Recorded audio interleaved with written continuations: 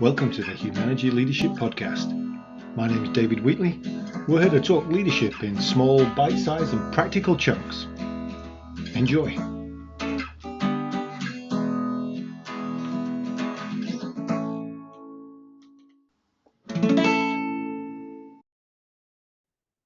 This is another episode from our family business series, and this week I am talking to Matt Cramer, who's the president of Dee Cramer. And Dee Cramer is a full-service HVAC sheet metal construction and service firm based just outside of Flint, Michigan. And we're going to have some good conversation about how he is the third generation of Cramer in the family, that he and his brother are now the co-owners, and some of the dynamics that they're anticipating as they get to what he calls the cousin generation, which in this case will be the fourth generation. Some great insights and observations, and here's Matt. Well, welcome, Matt. I appreciate you joining us today. And I've been starting these family business episodes by just getting people to describe a little bit about your business, what industry you're in, the generational stages that you've been through, and which family members are in the business. Thank you, David. I appreciate it. I'm proud to be able to join you and talk about family businesses and our experience specifically. So we are a third generation sheet metal HVAC contractor, headquartered in Holly, Michigan, just south of Flint. My grandfather, Dee, started our company in 1937. My father then took over from his father, Dee, and then my brother Rich and I then took over the company from my father. I joined the company in 1993. My brother Rich joined the company in 1986 full time. And we are currently in the process of identifying. Three of my sons are in the business, and one of my nephews is in the business. And so we are currently working with fourth generation, trying to put that plan in place for fourth generation transition to ownership. That's exciting. You're fortunate that being the third generation, there's no cousins involved. Yeah, it's kind of a funny joke. Maybe, I don't know. I make it a funny joke that I tell people because you hear the statistics about family businesses. I think the number is very close to fewer than 8% make it to the third generation. And I always tell people, well, Rich and I got a free pass because the third generation is typically the cousin generation.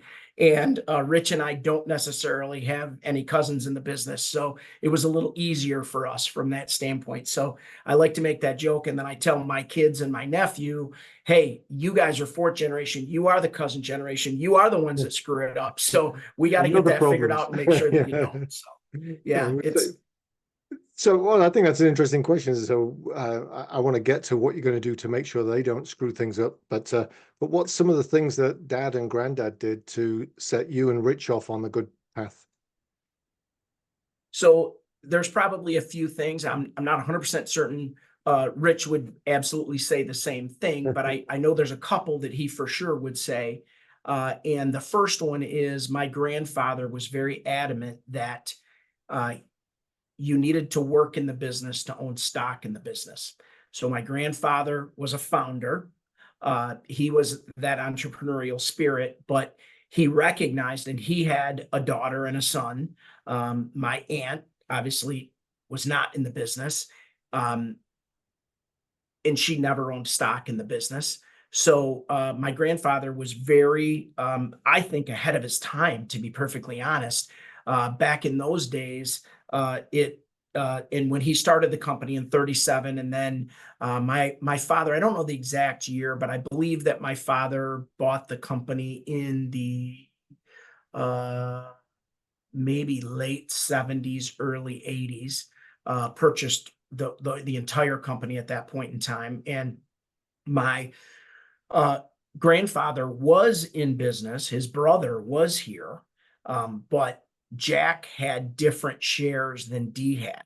So even at that relationship, my grandfather recognized that there may be a different situation you would want from a share standpoint. So I believe it was ahead of his time to look at it and say, If you don't work in the business, you can't own stock in the business.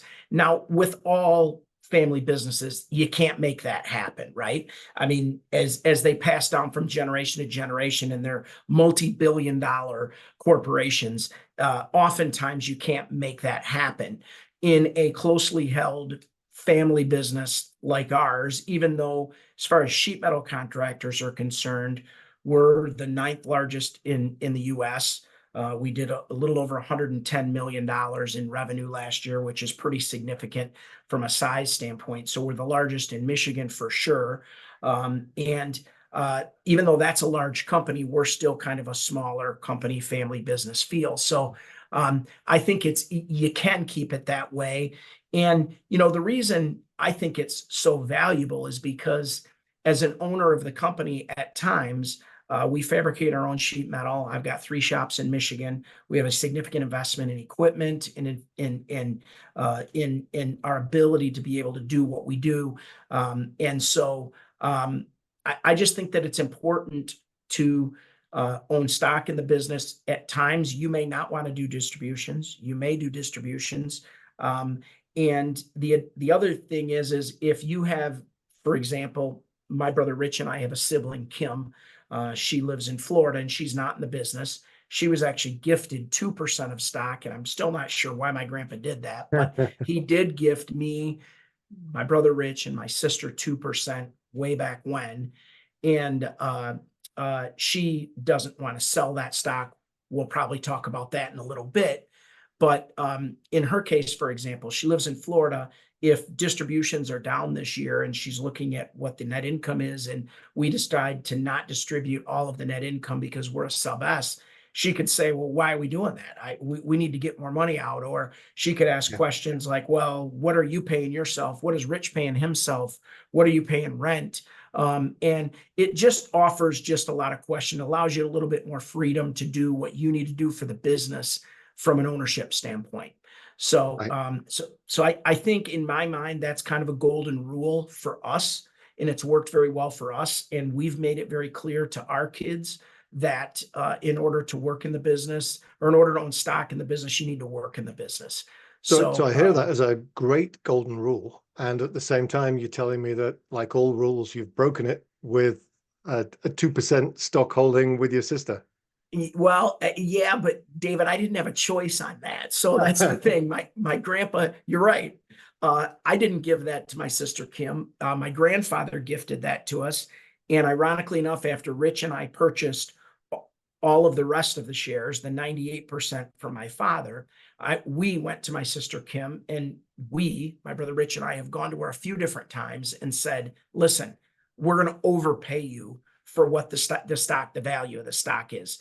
It's just cleaner. We're eventually going to be transitioning to the 4th generation. It's just cleaner. Rich and I would prefer to be 50-50. We'll overpay you more than what you can even think it might even be worth. And my sister Kim just flat out says, no, I'm not doing that. I am not selling that stock. Grandpa gifted it to me. I think he gifted it to me for a reason. The only reason I'm holding onto that stock is because if you and Rich get in a fight, I want to be able to come in and figure it out and basically get it all straightened out. So she feels like she's grandpa's representative, just in case anything goes wrong, but otherwise she has nothing to do with anything decision-making wise. No, yeah. In fact, I mean, I say this all the time, she may be the smartest Cramer, and I think my brother Rich would probably agree with that. But she's a CPA. She's been very successful in her work life. And the one thing that I love about my sister Kim is she doesn't ask for financial statements. All she does is when she gets a distribution check, she either makes a phone call or sends a text that says thanks.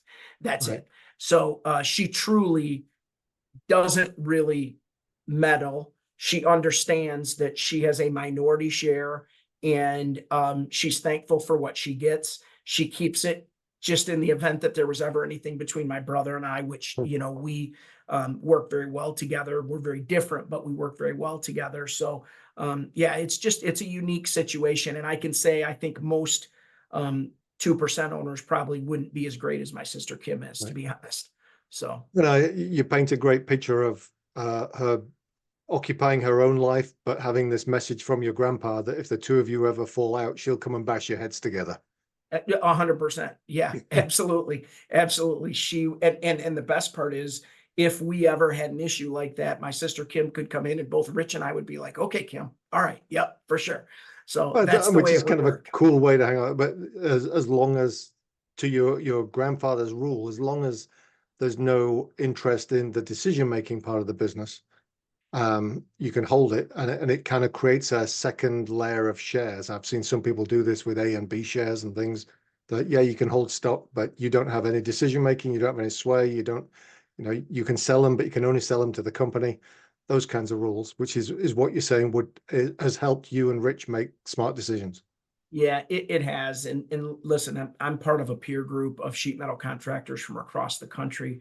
My father was kind of, I think, ahead of his time and started it with a friend of his from Seattle, Washington, Jerry Hermanson. And that group has been together since 1991. So they've been together for a long time. And I've seen with that group, I've learned some great things in family businesses because many of those companies are family businesses. In our association, our sheet metal association, I've seen it. And I've had friends that have had family businesses. And I'll be honest with you, having brothers and sisters who don't work in the business and look at that monthly, quarterly, or annual dividend check as a dividend check, and they don't necessarily understand, even though they may get financial statements and you have board meetings and you determine what the distributions would be, they don't understand what it's like being in the business every day.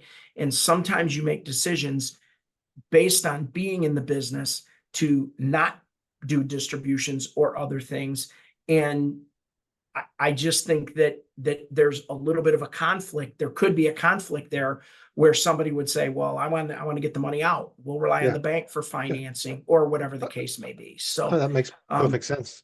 yeah. So So, then you're left with you and Rich hold the equivalent of 50-50, 49-49. So what's the birth order and how does that all work out with the two of you? Who's in charge? that's pretty interesting as well, to be honest. So my brother Rich is 4 years older than me. So Rich runs our service division. He's my business partner. We consult a lot with one another on business decisions as far as market and how we go after things and other things. And for sure, any large projects that I pursue, I'm going to bring my brother Rich into the fold and make sure he doesn't have any issues with any of that. But both Rich and I had talked to my father about being president of the company, and ultimately my father had decided that I would be the better individual at that time to be president. And I'm grateful at that. I think if you interviewed Rich on one of these podcasts, I think Rich would probably say my dad made the right decision today. But I can tell you that back then, I think it was difficult, and Rich and I had conversations about that. Uh-huh. I think my dad made the decision, or at least he's told me that he kind of made the decision based on some of my involvement and some interests that I had in the community, and just from a sales standpoint with some of my background, and felt that it would be a better fit for that role. And over time, it's worked out very well. Rich and I happen to be president. Rich defers to me as president and visionary. I'm the visionary and the integrator for the company for all the different divisions. And Rich defers to You're me in many. both. You're using EOS, I'm guessing, and you're both Yes. the visionary and the integrator. Yeah. Yeah. Ironically enough, and EOS says you shouldn't do that. I was But going to say that's the second rule you've broken. yep. Yep. I guess I'm a rule breaker, David. Sorry. But yes, we are using the EOS process, and I do sit in the visionary seat and the integrator seat at the business. So we're a small enough company that it just doesn't make sense. And Dick was the visionary here for a long time, but then once he transitioned the company over, I've pretty much taken on that role with visionary and integrator, and it's worked out. I will say I have some help on the visionary side with my brother Rich. Rich handles the service division, and we talk about markets and other things that we want to go. And I've got an excellent executive team. Other than Rich, he's the only family member that's on that executive team. There's 6 individuals that are on that team. So Rich and I are 2 of the 6. And I rely on those folks to really help out drive the direction of the business and the direction of the company. Right. Non-family executives here have been super, super important to our success.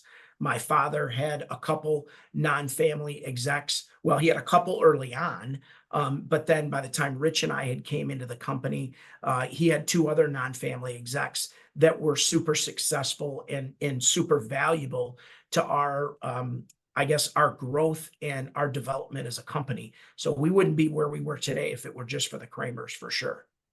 So you're president, integrator, visionary, little brother, but you're 50-50 partnerships, and obviously you have a lot of respect for each other. What have you done to stop that weight of responsibility from creating animosity? Yeah, so one of the things that my dad did originally when we bought the majority share of the company. So we started and we purchased a minority share, and then back in 2006, we actually finalized the majority share purchase. And when we did that, he at that point in time said, "Listen, I want to be perfectly clear. No matter what you do at this company, you're both going to be paid the same amount of money. Okay. Ultimately, what you do after you purchase the shares is up to you, but I would recommend that you keep your base salaries the same." Now, we are a pay for performance company. Our bonus structure, we have an ROI employee bonus structure based on company performance. And we have many other incentive programs based on our company's performance that gets everybody at the company kind of pulling on the same end of the rope. So what Rich's and my W-2 don't end up being the same every year, but our base salary is the same. And for us, I think that's kind of worked out because I've been more involved in the community, more involved nationally, more involved with our peer group with things. And Rich hasn't, but those have been things that he wasn't that interested in helping out with. As the president, I need to be in some of those situations. It isn't to say Rich wasn't involved nationally on some things, or he hasn't, served on some community boards and some other things, but I'm kind of the face of Dee Cramer, if you'll say, in the community. And I enjoy doing that. And it isn't that Rich wouldn't enjoy it, but at the time, it seemed like the best thing to do. So from that standpoint, it's worked out really well. I can tell you that I'm sure there's been some time that either I vented to Rich or Rich has vented to me about something that's going on that is in our authority or underneath our watch. But it all works out well. The one thing that I'm very lucky with my brother is we are very different people. Anybody that knows the 2 of us will know that. We are very different individuals, but that served us well in business because we look at things differently. And the other thing that I think has served us very well is that because we look at things differently, we have different approaches to things. So he'll offer his idea, I'll offer my idea, we'll decide which way we're going to go. And no matter which way we go, it's not about being right or whatever the case may be. Either one of us will look back at it and say, if we went down a path and we both supported it, which we will support it absolutely 100%. When we leave that room, we are in lockstep that that's the direction we're going. And if it's the wrong direction and it was my idea, I'll be the first one to say, "Man, Rich, I wish we would have taken your idea, or I wish we would have done yours, and here's why," or he'll say the same thing. So, that, I don't know if that's humbleness. There's a humility and a transparency and a vulnerability and an honesty that goes with those conversations by the sounds of things. Yeah, you can't let your ego get in the way about being right, okay? Especially when we're in business together and we're partners together. And to be honest, David, I think that's one of the problems with family businesses. I think the further that generations go, you obviously, you hear this, right? I want to provide more for my kids than were provided for me and everything else, right? And what happens is as you build wealth within your family, you want to provide more and provide more opportunities and do other things for your kids. And I'll be honest, because I've seen it, it isn't doesn't exist here, and we work every day here with my kids and my nephews, that's not the case. But entitlement and ego is a big piece. Right. And in family businesses, I've seen it time and time again, where people walk in the door, and because their last name's on the building, they walk around like their last name's on the building.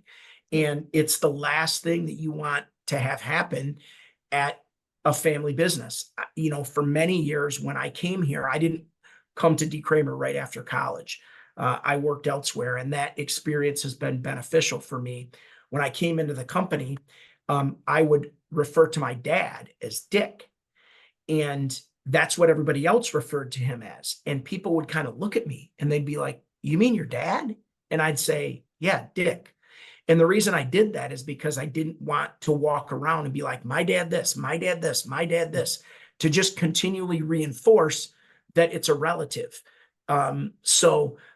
You know, it's small things like that. It's earning the respect of the people you're working for. It's being willing to do any job at the company well, and not saying, "Well, I'm not going to do that because that's not in my job description." We clearly follow swim lanes of our job descriptions for sure, right? We don't just walk around to different areas that we're not in charge of and start bossing people around. So we follow the swim lanes and the job descriptions, but you have to be willing to do just about anything, and let all the other employees know that nothing is below you, right? And so I think that's a big problem in family businesses as well, as you get an entitlement mentality. It would have been easy for Rich to say to my dad, "Hey, I should be president. I was here 7 years earlier than Matt was full time. I'm 4 years older than him. I should be president."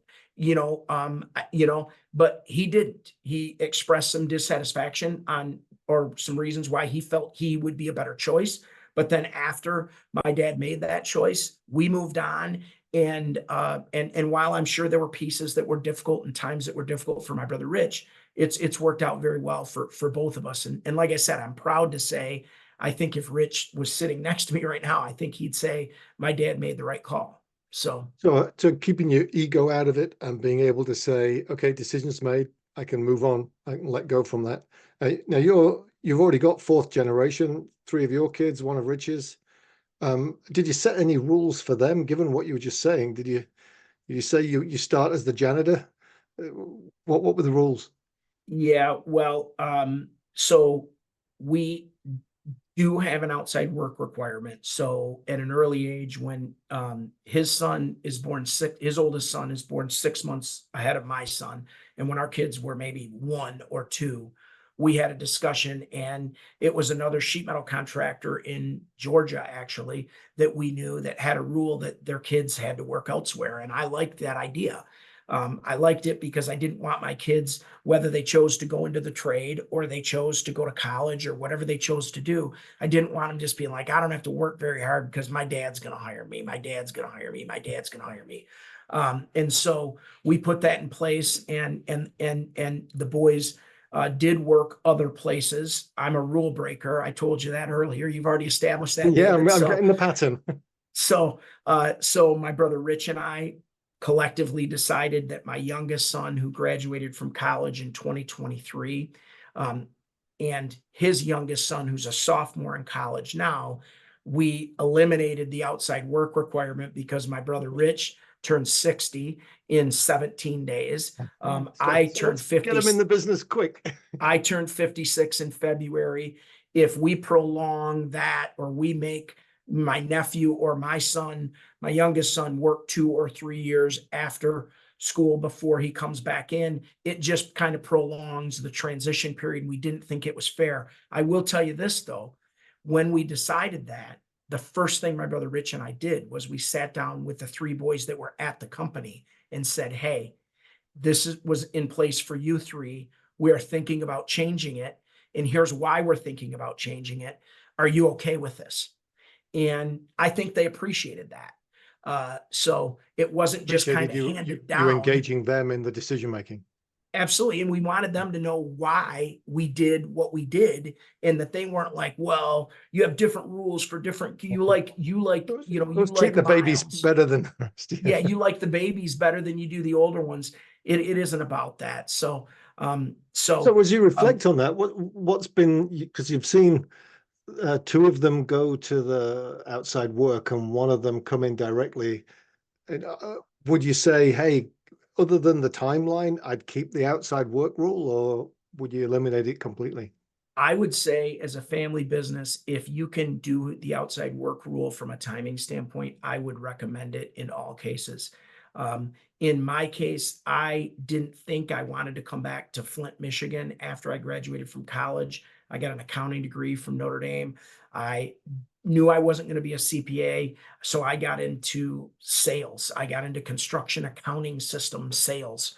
Uh, and I worked in Chicago, and that company that I was working for transferred me back to Michigan. And it wasn't until a consultant came in and there was kind of a shakeup with people, and the controller was leaving, Dee Cramer, that they even thought about bringing me back into the business. So the value with the outside work that I brought to the table in working with Rich, there were numerous times when Rich is like, I never had that chance. Man, I'm glad you're bringing that experience in, Yeah. or just seeing things outside of your family business is important to bring to the table. It adds a ton of value. And I will tell you, the boys that are here, my nephew and my oldest two sons that worked elsewhere, they are bringing a whole different level of experience to the company, having that outside work experience. In addition, if it is just an entitled, I shouldn't say entitled, if it is just like set that kids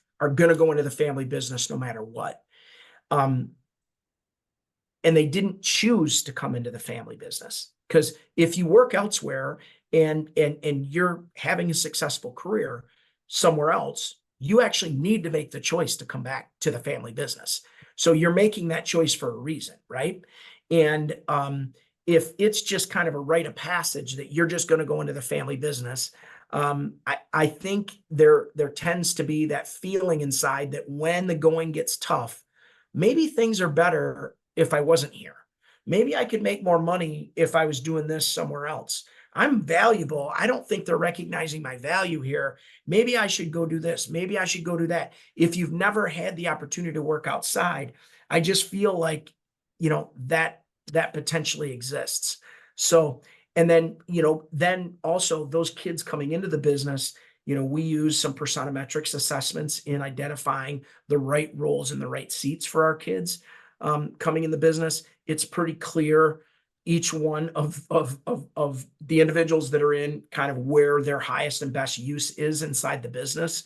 But that being said, they've worked in other parts since they've started here. So you have to give them a flavor for a number of different areas inside the business, not just the department or the direction that you think they're going to end up being long term. And at this point in time, we are just encouraging them to be in learning mode, and do the best you can do, learn as much as you can about the company. And they know kind of the path that they're on, but we're going to get kind of the visionary and the integrator piece figured out.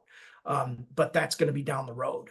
So And before we jump to the down the road piece, I'm interested to pull on a thread there. So you're saying, if for the three that went out and worked elsewhere, they go do 2 or 3 years somewhere else, and then is it a matter of they express an interest in coming back, so you look for that place, or is it that you had an opportunity and kid comes and says, hey dad, I might be interested in that opportunity, I see you've got posted, and you have them interview? What was the structure for them coming back in? So in 2 of the 3 cases, we actually approached individuals and said, hey, we think it would be good for you to come back in. Here's the role that you would be in, and here's why we think it's a good idea for you to come back in. In one of them, it's my middle son. He was in logistics. He was in the logistics sales side of things. and he was successful, but it was a grind. And he approached us and said, "Hey, think I'm going to switch careers. Is there an opportunity for me to come back at Dee Cramer? If there is, I'd like to consider that." And at that point in time, it within a year to 18 months, we would be looking for an individual in the sales and estimating department anyway. So the other two, we actually had to go to So you them went at and their recruited existing them. Yeah. jobs and say, "Hey, this is kind of the direction market wise that we're going. This is what we think is this is where we're going." And oh, by the way, we had them tested before we approached them. Okay. That's the one thing that's good is you can just tell your son, "Hey, we know you're doing your job, but go ahead and take this assessment. Don't ask questions, just take the assessment, Yeah. and I'll tell you why later." And that's exactly what happened with all of them. So we had an idea what their assessment said, which confirmed our belief on where we thought their highest and best use in a seat at Dee Cramer was. And so we actually went out and essentially recruited, recruited two of them back. So let me, well, first of all, what assessment is it you use? It's an assessment called the Personametrics assessment. Okay. We also use DISC as well, but Personametrics is the one thing we've been using. My father started using Personametrics in I think the late 80s. And we use it for evaluation and development for all of our employees. That's cool. So I just asked that because I know that if I hadn't, somebody would have asked me after this goes out and said, "What's the assessment that Cramer uses?" So yeah, I appreciate you sharing that. And then, so you've got fourth generation in at the moment. There's potential for some more. What's your planning? How are you going about the planning for that next transition? You've already mentioned that, Rich is clocking on there, and you're 4 years behind. What's your thoughts around the next generation transition? Yeah, so Rich is probably on about a 5-year plan. I'm on ideally a 7-year plan. And we are currently involved with an attorney looking at transition. We probably will be establishing, you talked about shares of stock or classes of stock. I would say right now we're leaning toward establishing a non-voting class to at least get the boys a taste of a couple percent each in a non-voting class. We do have buy-sell agreements that govern the stock that Rich and I own and my sister owns, and we would have a buy-sell agreement that governs those non-voting shares. But I would say that's kind of where we're leaning right now. And I have active Gen 4 meetings. I just had one yesterday, a 90-minute meeting with Gen 4. We have monthly meetings and we discuss topics that they're ownership related, but then there's some non-ownership related that they may be interested in learning that are outside of their blinders in their current position at the company. So it's helpful for all of us to kind of get together and just have those discussions. So we have 90-minute meetings monthly. We like, as I mentioned, Rich and I interviewed last year. We interviewed a few firms for transition experts, both from a business planning standpoint and an estate planning standpoint. And we were hoping to find somebody, and we did find somebody that will actually help us make this transition. But he's younger than both Rich and I, so he's got some great experience, and he's going to be around to help the kids. And that's really what my father did with us. He used an attorney as a business attorney, but an estate planning attorney. And Rich and I also used him. And he kind of transitioned after my dad was gone and has been a good advisor for Rich and I. But John is now semi-retired, spends 8 or 9 months out of the year in Denver. And we needed to find somebody else that can kind of be that person for Rich and I. But then we'll also be able to transition as the boys are stepping in and can be that sage advice for them over time. So we're trying to duplicate that as well. And so then because I'm always interested in how it works. If you're having kind of Cramer meetings, then some of the Cramers report to non-Cramers within the organization. And so Yes. you've got this sandwich where they're seen as a direct report by somebody, but also seen as their boss. Yep, and that whole dichotomy can be kind of interesting, and dynamic can be interesting.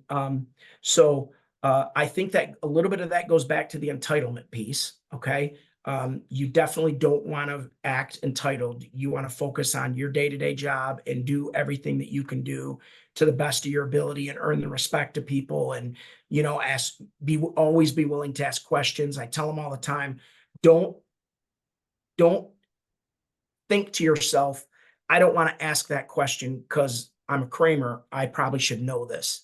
The worst thing for you to do is to think that, not ask the question, and go down a wrong path, because you made the mistake of somebody thinking you should know something. Um, I said, you just ask questions, be inquisitive, ask questions, which is kind of our culture anyway. We definitely have a culture of challenging, asking questions. I say all the time at our company, if you ask why are we doing it this way, and somebody says that's because we've always done it, here's my cell phone, call me. And all levels of the company have my cell phone and can call me and say that, because it's just not okay for me. That kind of is an old craftsman mentality Mhm. with like an apprentice coming up, is don't ask me why we do it, just do it this way. That's because we're doing it that way because that's the way I did it. Well, in order for us to be innovative and customer focused and do what we do for our customers, we've got to embrace change and do things differently. So, and the reality is the younger generation adds a lot of value in their questions in seeing things differently. And if we just shut it down. So back to your original question, any Kramer working in the business, quite a few of them don't have, or the Kramers aren't their bosses. And so that's okay. We may have a Kramer Gen 4 meeting and we're talking about Kramer Gen 4 things, but I'm clearly not talking about um, uh, personnel decisions that affect Yeah. their boss that would put them in a weird spot, right? I wouldn't do that to them, or I wouldn't do it anyway for any of our people. That just isn't how we operate. But we just make sure that we're talking about things that are going to prepare them well to be an owner someday. And we have discussions like entitlement and respect and earning respect. And I can remember a good friend of mine, that one of my best friends today, I worked with his father in our shop when I was in high school. And I remember, I mean, unfortunately, his father's passed away now, but one of the things that Dan always used to tell me about his dad is, and even Don, his father, said it to me before, is he said, I really appreciated that your father made you guys work in the shop and learn, that side of the business. You didn't come in thinking you were going to run the place. You started in, I remember laughing because you were covered in dirt because you were sweeping floors for a day and a half. And I joked and laughed and said, "Yeah, I remember that." And they said, "Even your sister worked in the shop." And back in the early '80s, a 16-year-old girl in the shop, that was unheard of. It's a little Just didn't rarer. exist. Yeah. So anyway, that always kind of resounded with me, and I remembered that. And we like to try and have our boys see as many different facets of the business as possible. And once again, the more you see, the more you learn. And the other thing is, the cool part is, um, my sons have worked in the field with people whose father worked with my grandfather. Okay. There are many multi-generation people at this company, multi-generation family members at this company. There's grandsons, there's fathers, there's sons, there's cousins. And it really, gives me pride in knowing that, people that help train my sons actually help train me. Right. Um, that Yeah. that's it's rewarding to be able to see that and see their excitement and their proud attitude toward training the next generation of Kramers like they did the previous generation. But it sounds like your grandfather and your father and you and Rich have built a culture that is one of loyalty and engagement, which pushes people to see that next generation as somebody they care for. because they want to see them continue to be successful. Yeah, our culture is my grandfather and my father did an incredible job with our culture. Anybody that worked with my grandfather specifically, not with no disrespect to my father, but anybody that worked with my grandfather would say what an awesome gentleman your grandfather was. And we loved working for him, with him. And my father is really the same way, very well respected. People knew when they're talking to him that he cares. And, my dad was kind of actually, I think he was ahead of his time too, to be honest. He actually went to a strategic planning seminar, and I think it was in like I don't know. I want to say it was 1984 or 1985. And actually, Adidas actually facilitated the strategic planning session in Arizona. So, I mean, that tells you how long, I mean, strategic planning was kind of like a new thing at that point in time. And Yitzhak Adidas was the one who facilitated the strategic planning session. So my dad, when we were doing, I don't know, probably $6 or $7 million a year at that point in time, was engaged in strategic planning, which is unheard of at the time. So anyway, it's been wonderful. We spend a lot of time on culture, David, and to be honest, I think that's what really makes family businesses great. To be honest, and it's one of the things that I have a true passion for family businesses for is um, that culture, that family oriented culture, the caring culture in what you do. And it's not to say that if you're not a family business, you can't have that. I know you can have that, but that's one of the beautiful things in family businesses is you can have that. And people who work in those family businesses really can feel that, and it feels very family oriented.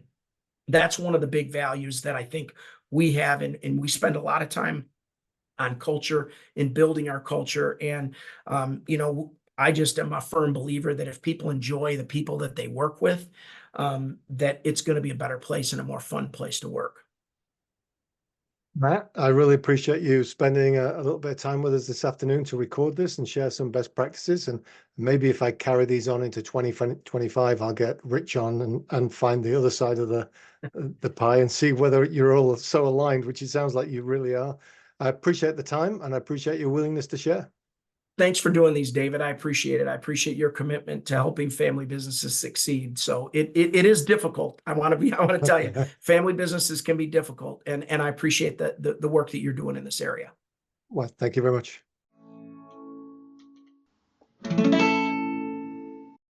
That was the Humanity Leadership Podcast. My name's David Wheatley. For further information about Humanity, go to humanity.com or check out our latest book, What Great Teams Do Great, from all good bookstores. Have a good one. Stay healthy.